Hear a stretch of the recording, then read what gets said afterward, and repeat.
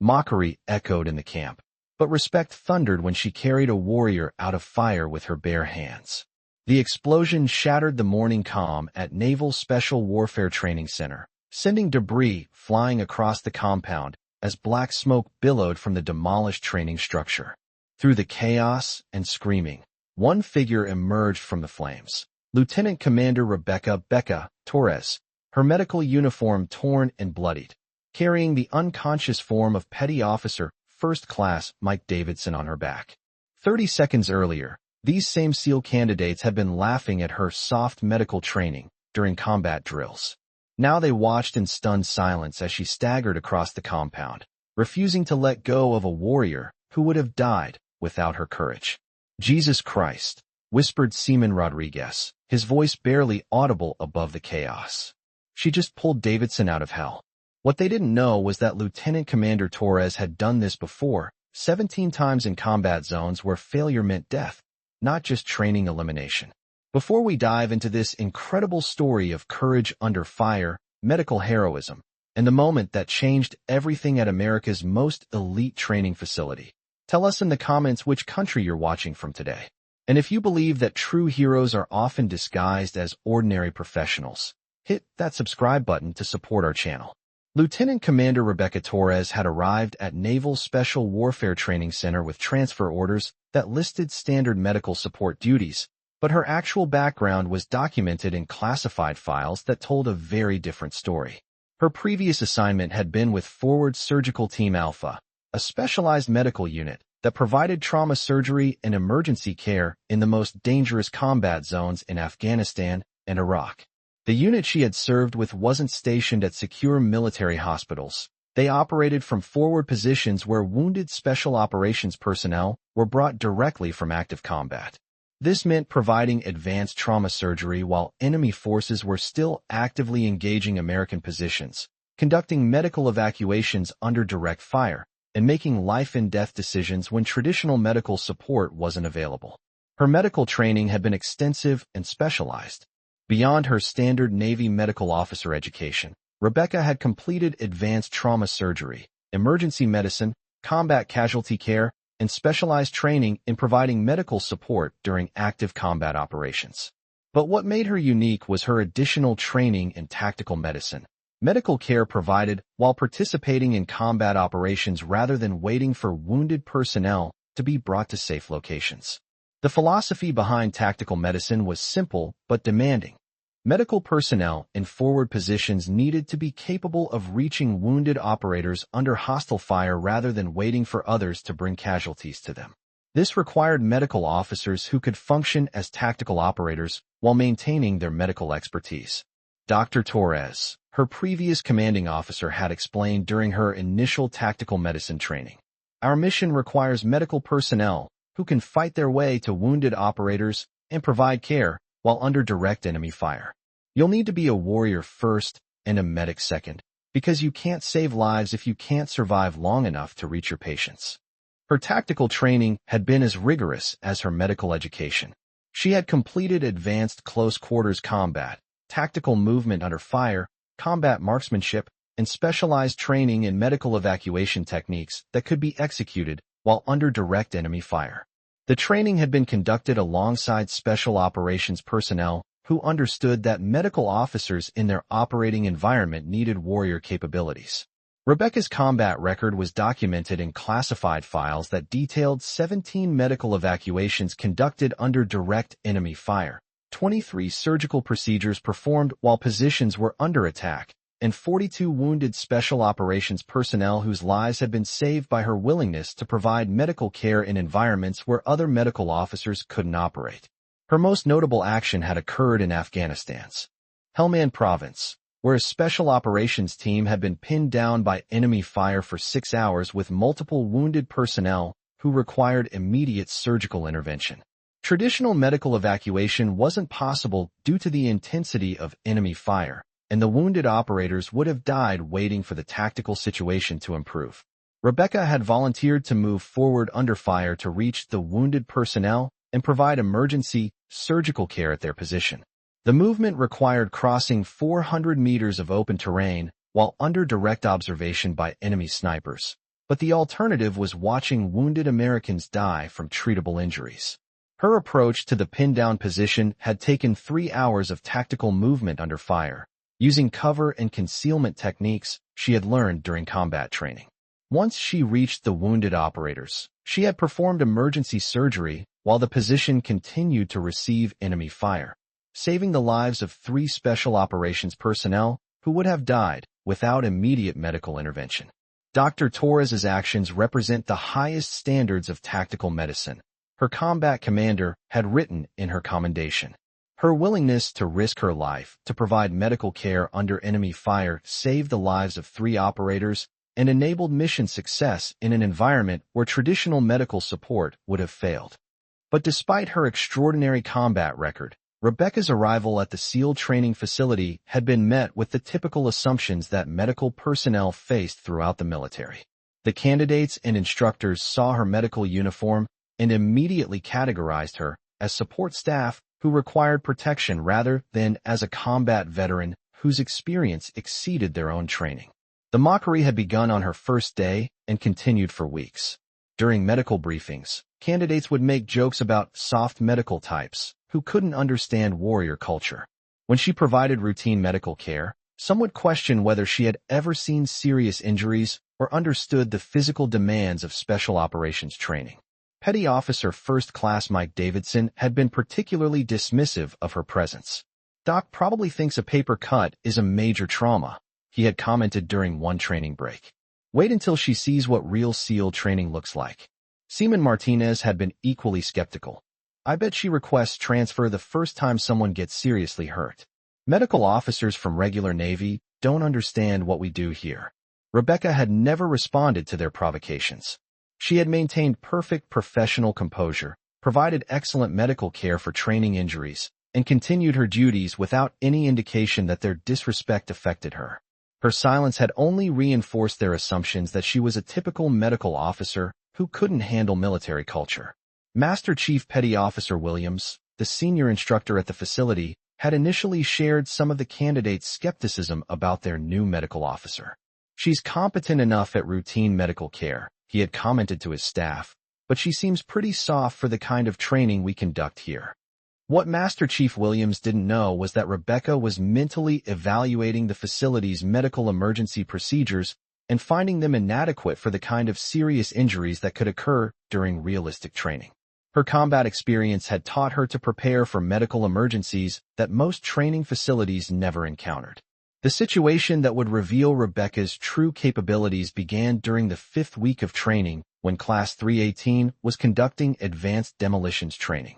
This was one of the most dangerous phases of SEAL training, where candidates learned to handle explosives that could cause serious injury or death if procedures weren't followed perfectly. The training was being conducted in a specialized facility designed for realistic demolitions instruction. Multiple safety protocols were in place, and experienced instructors supervised every aspect of the training to minimize risks, but explosive training always carried inherent dangers that required immediate medical response capabilities. Rebecca was positioned at her standard medical station, equipped with advanced trauma care supplies and positioned to provide immediate response to any training accidents. Her role was routine medical oversight, but her combat experience had taught her to prepare for medical emergencies that exceeded routine training injuries. The morning training session had been proceeding normally when a malfunction occurred in one of the demolitions training devices. What should have been a controlled detonation became an uncontrolled explosion that sent debris flying across the training area and left Petty Officer Davidson trapped under burning wreckage. The explosion had been powerful enough to damage the training facility's structure and create a fire that was rapidly spreading through the demolished building. Davidson was conscious but unable to move, trapped under debris with injuries that required immediate medical attention, and the spreading fire was creating a situation where rescue attempts would be extremely dangerous. The facility's standard emergency response protocol called for fire suppression teams to control the blaze before rescue personnel could safely enter the damaged structure. This approach would minimize risks to rescue personnel, but it would also mean leaving Davidson trapped under debris for the time required to establish fire control. Rebecca assessed the situation with the tactical medical evaluation that comes from combat experience where delay equals death. The spreading fire meant that waiting for fire suppression would likely result in Davidson suffering fatal burns or smoke inhalation. The debris trapping him suggested possible internal injuries that required immediate medical intervention. Rather than waiting for standard emergency response procedures, Rebecca did something that shocked everyone who witnessed it. She moved directly toward the burning structure with the kind of purposeful advance that demonstrated tactical training rather than medical protocol. Her approach was controlled and tactical, designed to minimize her exposure to fire and debris while maintaining her ability to reach the trapped candidate. Lieutenant Commander Torres, Master Chief Williams called out, "The protocol is to wait for fire suppression before entering the damaged structure." Rebecca's response revealed training that none of them had suspected. "Master Chief, the candidate has possible internal injuries and smoke inhalation. Waiting for fire control will likely result in preventable death." What happened next demonstrated tactical medicine capabilities that exceeded anything the instructors had ever witnessed at a training facility. Rebecca entered the burning structure using tactical movement techniques that minimized her exposure to fire and falling debris while maintaining her ability to navigate toward Davidson's position. Her movement was professional and controlled, demonstrating training in operating under hostile conditions. The interior of the damaged structure was filled with smoke, scattered debris, and spreading fire that created conditions more dangerous than many combat environments. Rebecca navigated through the chaos using tactical techniques she had learned during combat operations, reaching Davidson's position despite conditions that would have prevented most military personnel from entering the structure. Davidson was conscious but trapped under a beam that required lifting to free him. He had obvious injuries that needed immediate medical attention, and the spreading fire meant that any rescue attempt needed to be completed quickly to prevent fatal burns or smoke inhalation. "Doc," Davidson said weakly when Rebecca reached his position, "I can't feel my legs. Something's wrong with my back." Rebecca's medical assessment was rapid but thorough, using combat medical techniques that allowed accurate diagnosis under extreme conditions. Davidson had possible spinal injuries that required careful movement to prevent paralysis, but the spreading fire meant that standard medical evacuation procedures would result in fatal burns. Her solution required combining tactical medicine with combat movement techniques that she had learned and used in Afghanistan and Iraq. She needed to stabilize Davidson's potential spinal injuries while moving him through a burning structure under conditions that would challenge experienced combat veterans. Using techniques she had developed through combat experience, Rebecca stabilized Davidson's spine using materials available in the damaged structure, then prepared him for movement that would minimize additional injury while enabling evacuation from the immediate fire danger. "Davidson," Rebecca said with the calm authority that comes from making life-and-death medical decisions under extreme stress, "I'm going to move you out of here. You need to stay conscious and let me know immediately if you experience any changes in sensation." The evacuation required carrying Davidson through obstacles and fire that would have challenged healthy operators. Rebecca used tactical movement techniques combined with medical stabilization procedures, maintaining spinal protection while navigating through conditions that represented serious danger to both of them. The candidates and instructors who witnessed Rebecca's evacuation of Davidson were seeing tactical medicine performed under conditions that most military personnel never encounter. Her ability to provide medical stabilization while functioning as a tactical operator exceeded anything they had expected from their medical officer. Her movement through the burning structure took 12 minutes that felt like hours to everyone watching from outside. She maintained medical protocols while navigating obstacles, provided continuous medical monitoring while moving under dangerous conditions, and demonstrated integration of medical and tactical capabilities that defined elite-level performance. When Rebecca emerged from the burning structure carrying Davidson, the training facility fell completely silent. 30 SEAL candidates, multiple instructors, and facility staff watched as she moved Davidson to a safe position and immediately began advanced medical procedures that would save his life. Her medical treatment of Davidson was expert-level trauma care provided under field conditions. She established intravenous access, administered medications to prevent shock, stabilized his spinal injuries, and provided continuous monitoring while coordinating with medical evacuation personnel who were responding to the emergency. Outstanding medical care. The arriving trauma surgeon commented after assuming responsibility for Davidson's treatment. Your field stabilization and evacuation procedures probably saved his life. Where did you learn tactical medicine at that level? Rebecca's response provided the first glimpse into background that none of them had suspected. Previous assignments required providing medical care under combat conditions where traditional medical evacuation wasn't available. The implications of her statement were beginning to reshape how everyone at the facility viewed their medical officer. Master Chief Williams asked the question everyone was thinking. Lieutenant Commander Torres, what kind of medical assignments require tactical medicine under those conditions? Rebecca's answer revealed combat experience that exceeded the backgrounds of most personnel at the facility. Forward surgical support for special operations units where medical personnel are required to provide care while under direct enemy fire. The revelation that their medical officer had combat experience supporting special operations forces was transforming how facility personnel understood her capabilities and background. The medical officer who had been dismissed as soft support staff had operational experience that exceeded their own training.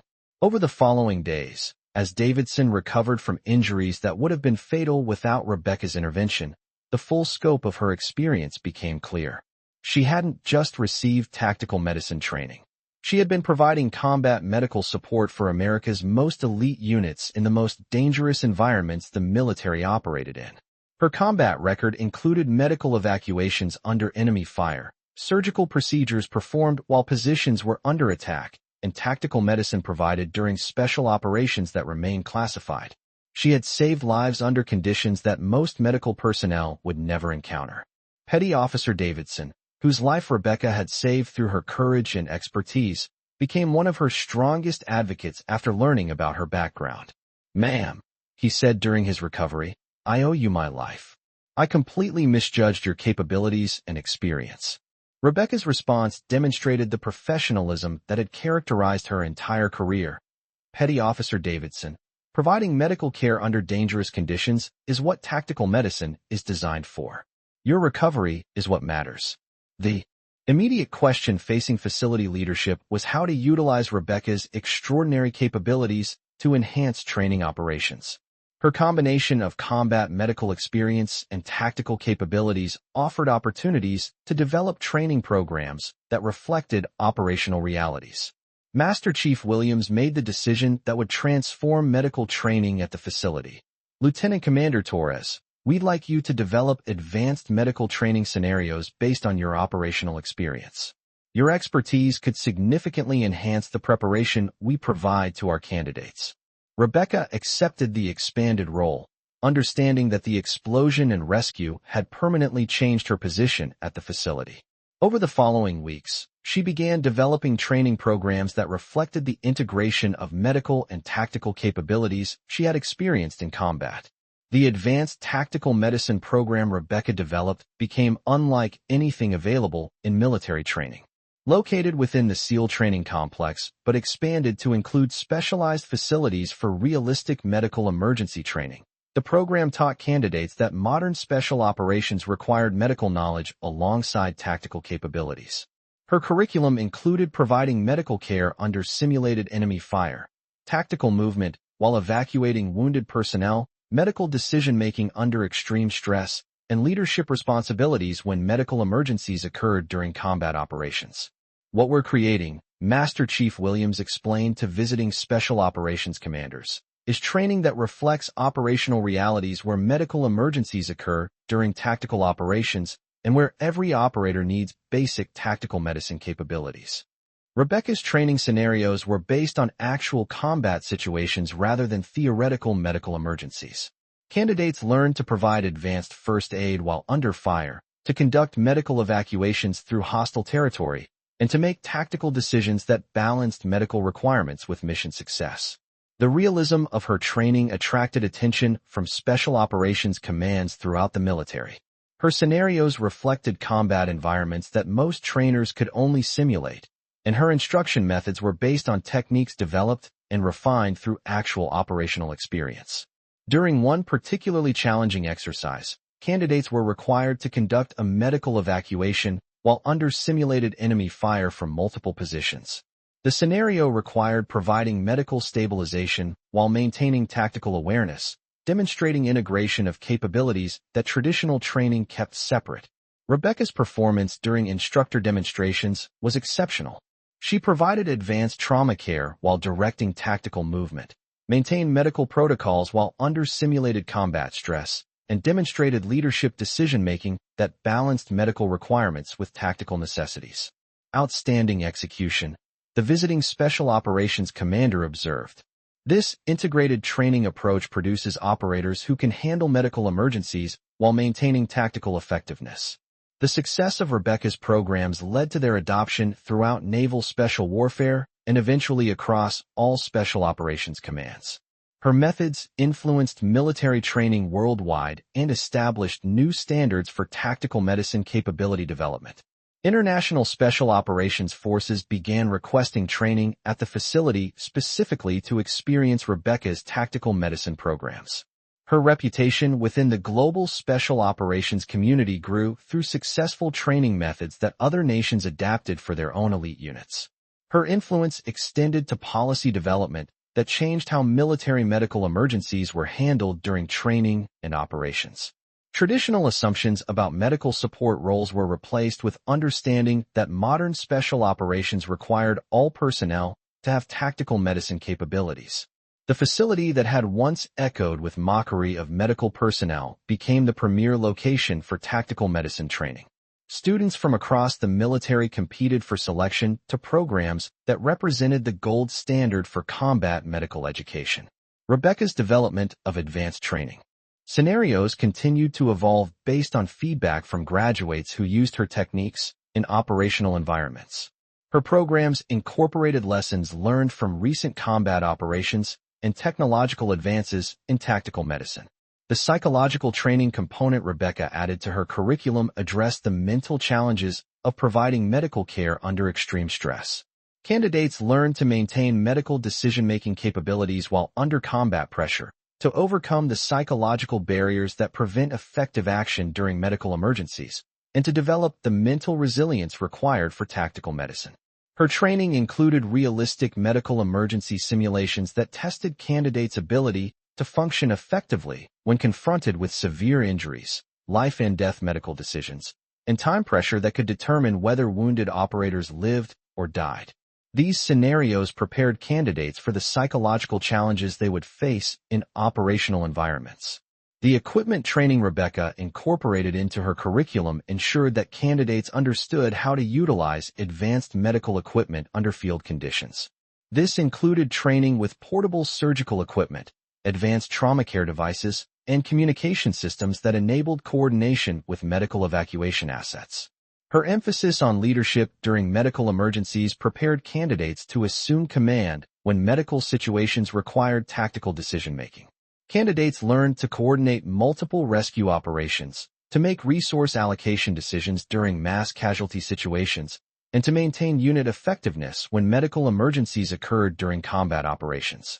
Years later, when Rebecca transitioned to senior leadership positions within Special Operations Medical Command, her legacy lived on in the enhanced training programs she developed and in the understanding that tactical medicine was essential for all special operations personnel. Her story reminded everyone that true heroism often serves quietly until called upon to demonstrate extraordinary courage under impossible conditions. The medical officer who appeared ordinary had been one of the military's most experienced tactical medicine practitioners. The training programs that grew from Rebecca's influence produced generations of special operations personnel who understood that medical knowledge was as important as tactical skills, and that the ability to save lives under extreme conditions was essential for mission success. The moment when Rebecca emerged from the burning structure carrying Davidson had lasted only minutes, but its impact continued for years, reminding everyone that extraordinary courage often hides behind routine professional service, and that the people we underestimate may be the ones capable of the greatest heroism. The facility where medical personnel had once been dismissed became a place where tactical medicine was recognized as essential for all special operations personnel. Rebecca's legacy became a permanent reminder that true heroes often serve in roles that conceal their greatest capabilities until moments of crisis reveal their extraordinary courage. This story was brought to you by Silent Salute. Before we leave you today, here's our question. Have you ever witnessed someone risk everything to save another person? Have you encountered professionals whose quiet service concealed extraordinary courage that was revealed only in moments of crisis? Tell us in the comments about times when you witnessed true heroism from people whose ordinary roles concealed extraordinary capabilities. And if you believe that the greatest heroes are often those who serve without seeking recognition until duty calls them to extraordinary action, hit that subscribe button to support our channel. Every story reminds us that true courage often serves quietly until called upon to perform the impossible, and that the people who appear most ordinary may be capable of the most extraordinary heroism. We'll see you in the next story where we'll discover another incredible tale of hidden courage and the moment when ordinary service revealed extraordinary heroism.